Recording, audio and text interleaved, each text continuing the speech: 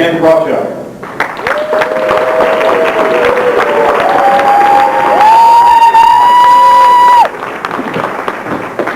Thank you very much. Hello, Libertarian Party. Oh!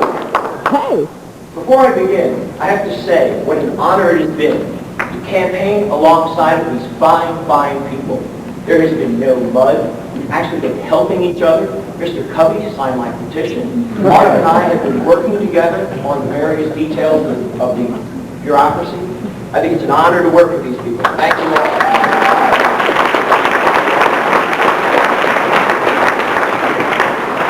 It's the way it should be done.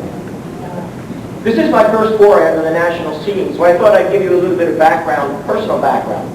47 years old, married to my wife Roberta. I have 3 beautiful daughters, the youngest of which just turned 18. She's a delegate here. Part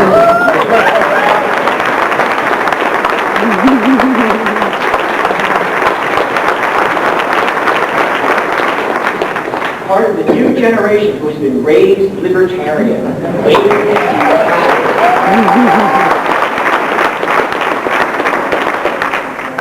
Professionally speaking, I run a data processing consulting firm. I hold several patents related to database theory.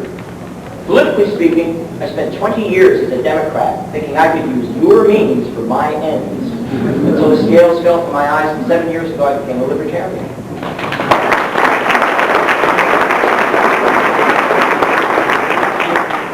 Since then, I've run for public office 4 times. Twice for my local town council. I was cheering so loud over there, I restrained my voice.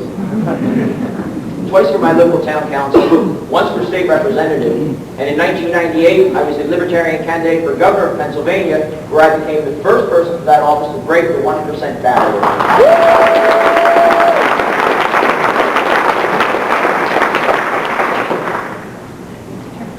While I've been out on the campaign trail, I've been asked 2 questions over and over.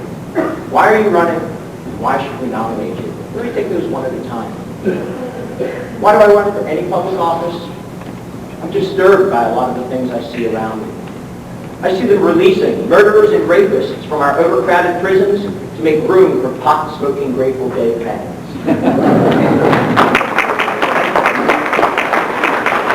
Sure, I admit the tie-dye does brighten up the prison, but it seems a little extreme to me. I see a war on the wealth of our senior citizens with that Ponzi scheme known as Social Security. If you took that money and invested it privately, many Americans, most Americans, could retire millionaires, or almost millionaires.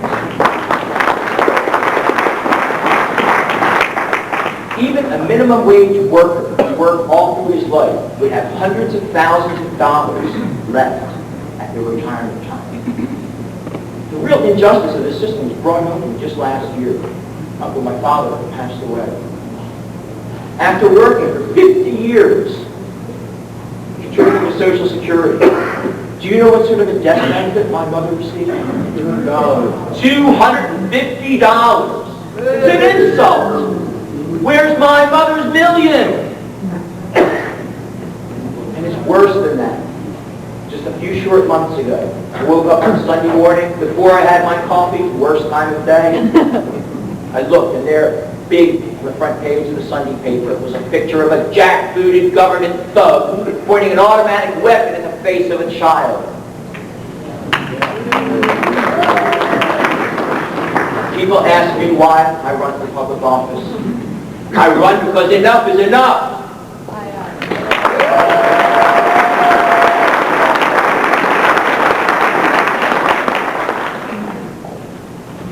What sort of a campaign am I planning? Well, first of all, I'm proud that I'm a libertarian. I plan to run an unflinchingly libertarian campaign with the L word featured everywhere. I support the national platform in its entirety. Where some people may hide from certain flanks, or where they hide, it is my pride.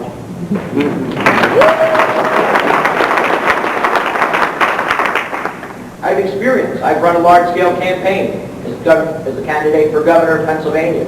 I've been on C-SPAN before. I've debated national figures. In fact, it was Governor Tom Ridge who was on the short list of GOP VP candidates. And let me tell you, I would love the opportunity to face Governor Ridge one more time.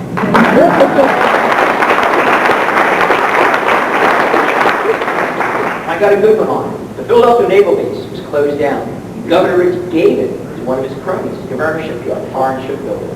And in a debate setting, I said, Governor, what if you're wrong when you make the decision of what the free market should be doing? And he said, oh, that's okay, no problem. Well, guess what? Governor went bankrupt last year. I want to tell him, Governor Ridge, you get back to Pennsylvania and you clean up that mess you left us.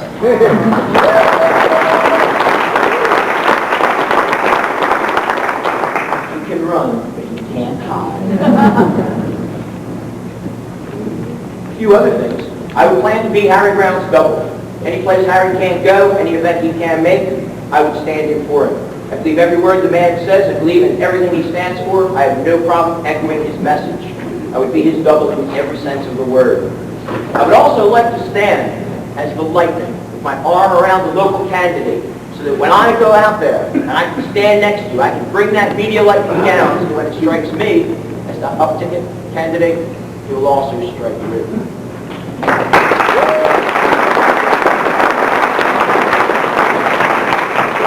One other excellent reason why I believe that I would make an excellent VP candidate. I'm a Toastmaster. How many Toastmasters are there in the room? Great. This is very hard. If you come away from this convention with one thought in your mind, join Toastmasters International.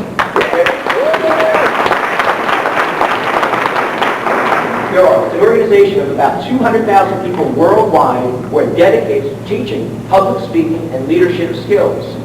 I feel that I'm a result of that teaching. I was very poor beforehand. Now I can stand here in front of every audience and do what I want. There is a chapter in virtually every town. I urge you to join Toastmasters because no matter how good our message is, the better you can present it, the easier it will come across.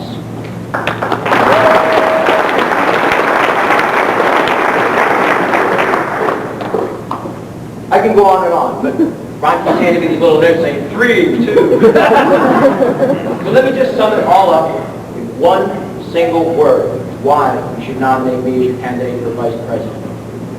Experience. Thank you very much.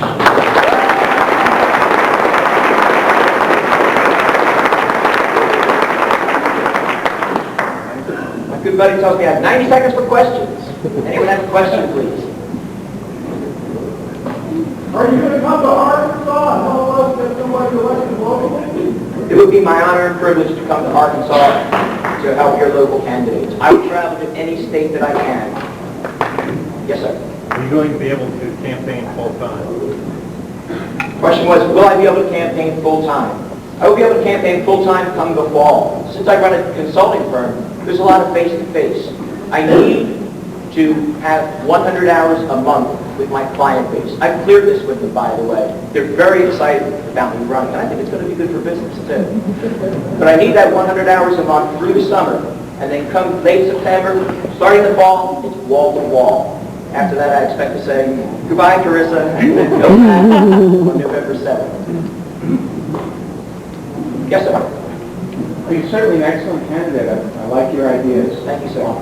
I think everyone in this room likes your ideas. Any one of you could count on the votes from all of us right here, but we can't elect you and Harry to the presidency.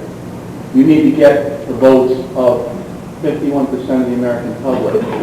To do that, you've got to get your ideas out. This is the only thing that will get your ideas out. Money. Tell me your plans for fundraising. How much have you raised and how much can you raise? Let me take that one at a time. In terms of the VP race, we've been paying for this, myself and my campaign, out of our own pockets. Since it is my goal to run again for governor of Pennsylvania in 2002, I didn't want to go to that well and keep running it dry. So instead, we figured that we could pay for our own foibles out of our own pocket.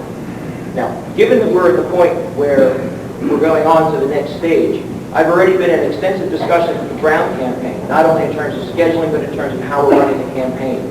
I would shut down K2K and Krawchuk 2000 and merge my campaign with the Brown campaign, and I would do everything I could to support them in their fundraising efforts. As I said, I'm going to become double for Harry Brown. Elevator shoots, I'm glad I'm here.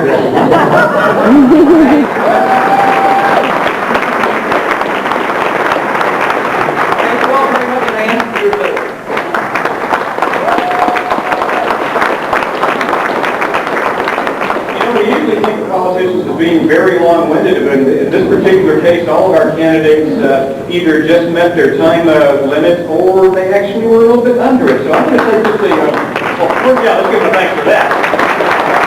It doesn't take long to tell the truth.